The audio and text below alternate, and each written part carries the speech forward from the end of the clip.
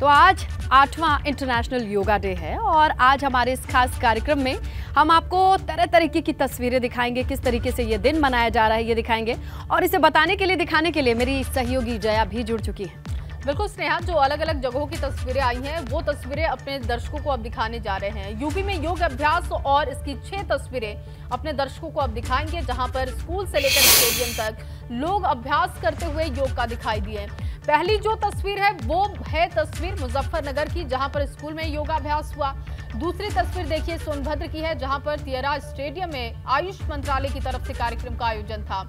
तीसरी जो तस्वीर है वो जालौन की है, जहां पर इंदिरा स्टेडियम में लोगों ने योगाभ्यास किया। चौथी तस्वीर जौनपुर की है, जहां पर मंत्री अनुप्रिया पटेल योग का अभ्यास करती हुई दिखाई दी।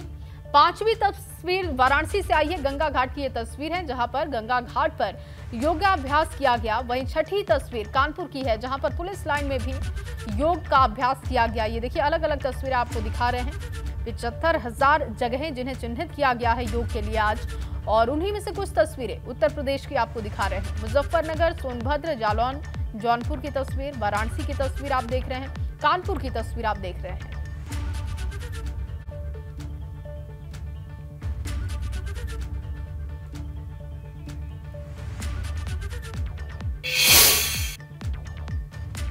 तो पीएम मोदी ने योग के फायदे बताए। उन्होंने कहा कि आयुष मंत्रालय ने इसके लिए स्टार्टअप योगा चैलेंज लॉन्च किया है। योग वैश्विक सहयोग का पारस्परिक आधार बन रहा है। आज योग मानव मात्र को निरोग जीवन का विश्वास दे रहा है। ये तस्वीरें एक सहज, स्वाभाविक और साझी मानवीय चेतना की तस्वीरें हैं, खास तौर पर तब जब दुनिया ने बीते 2 सालों में सदी की इतनी बड़ी महामारी का सामना किया हो। इन परिस्थितियों में देश, द्वीप, महाद्वीप की सीमाओं से ऊपर योग दिवस का ये उत्साह, ये हमारी जीवटता का भी प्रमाण है। आयुष मंत्रालय ने स्टार्टअप योगा चैलेंज भी लॉन्च किया है। योग के अतीत को, योग की यात्रा को और योग से जुड़ी संभावनाओं के लिए यहां मैसूरू के दशहरा ग्राउंड में इनोवेटिव डिजिटल एग्जीबिशन भी लगी है।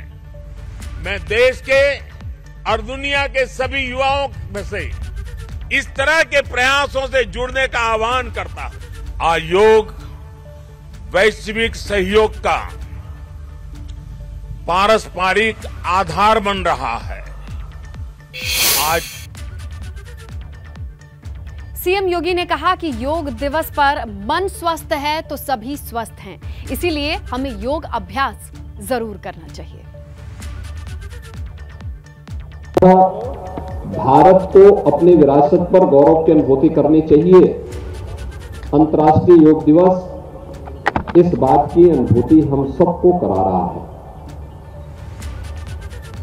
आपने देखा होगा कि इस बार का थीम आदरणीय प्रधानमंत्री जी के प्रेरणा से जो दिया गया है, योगा फॉर ह्यूमैनिटी, यानी योग मानवता के लिए। मानवता के लिए किस रूप में? लगभग 2 वर्ष के बाद इस सामूहिक योगाभ्यास का कार्यक्रम योग दिवस के अवसर पर हो पा रहा है। पूरे विश्व ने इस सदी की सबसे बड़ी महामारी को झेला है, देखा है, और कोरोना जैसी महामारी के दौरान सबने इस बात को देखा है कि जिसकी प्रतिरोधक क्षमता मजबूत है वही रोग के सामने टिक पाएगा।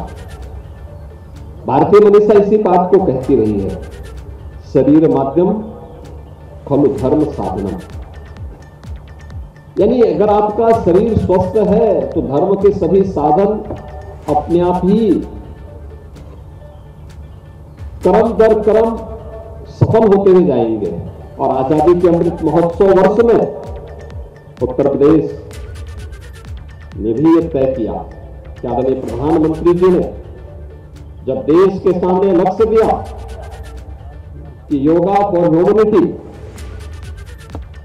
दुनिया एक तरफ कोरोना महामारी से जूझ रही है, दूसरी तरफ दुनिया ने इस दौरान युद्ध भी देख रहा है, आपसी कलह भी देख रहा है,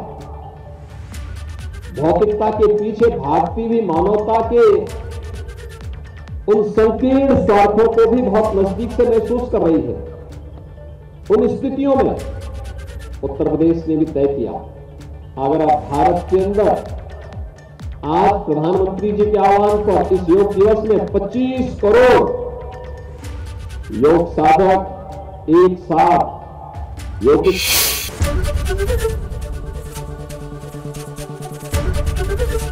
एबीपी गंगा, खबर आपकी, जुबान आपकी।